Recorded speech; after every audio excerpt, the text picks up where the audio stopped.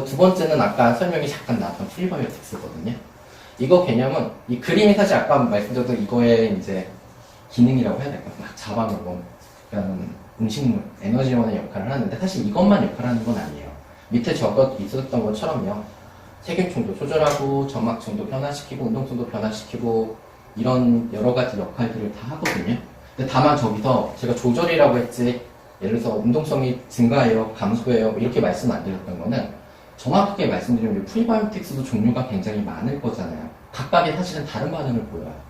그래서 부탁드리고 싶은 것 중에 또 하나는 혹시 이런 걸 주셨을 때 성분이라든가 이런 거에 대해서 주치랑 한번 좀 상의하시고 좀 주시면 좀 좋기는 해요.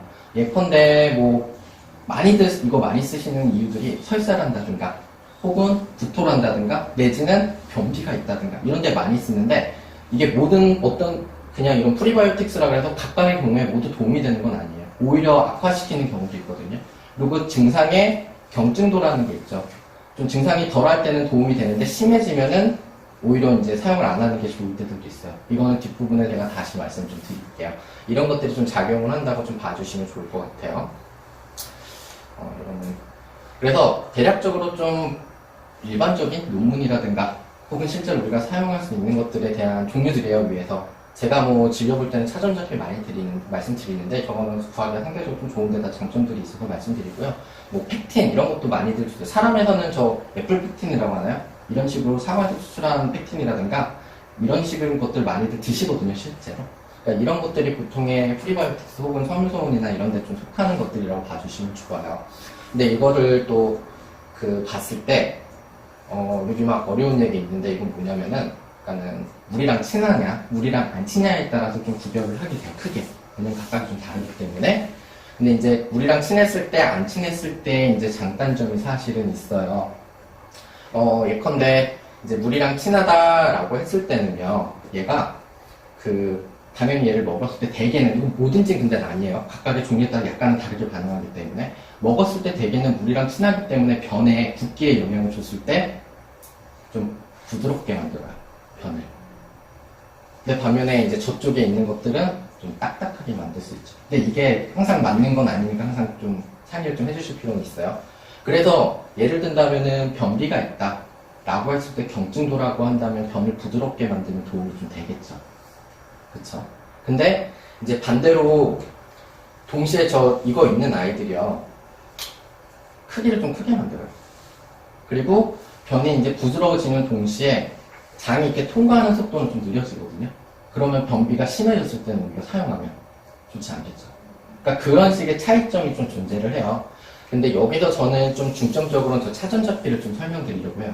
저게 우리식으로 얘기하면 질갱이 뿌리가루거든요.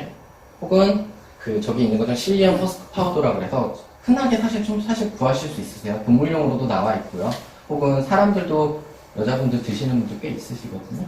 그러니까 그런 식으로 있는 것도 저거는 왜 저걸 많이 설명드리면 구하기도 쉬운 데다가 저 두 가지 성분의 성질을 다 가지고 있어요. 그래서 대개는 아까 같은 상황에 구애받지 않고 사용할 수 있는 것들 중에 하나거든요. 그래서 차전자필을 좀 강조드리는 거예요. 아까 제가 기능이 되게 많았잖아요.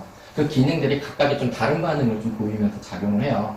그렇기 때문에 이제 그걸 각각의 이거는 이래, 이거는 이래라고 설명드리기가 사실 좀 시간상 여유들이 좀 부족해서 저 차전자필을 좀 강조드려서 좀 말씀을 좀 드려야 될 것 같아요.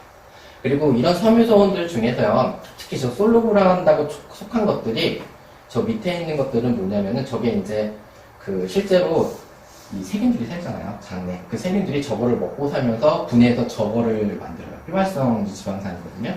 저런 세 가지 크기가 나오는데 쟤네들이 실제로 효과를 발휘하게 돼요. 장 운동 속도에 영향을 주고 이제 예를 들어 장 운동 속도를 빠르게 해서 이제 빨리 빠져나가기도 하고요.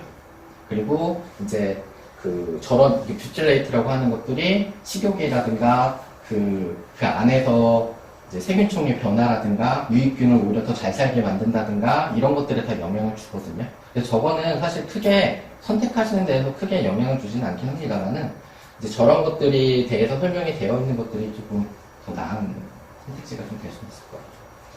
그래서 이제 죄송합니다. 이런 것들 저렇게 생겼거든요. 차전자피가 되게 맛없어요.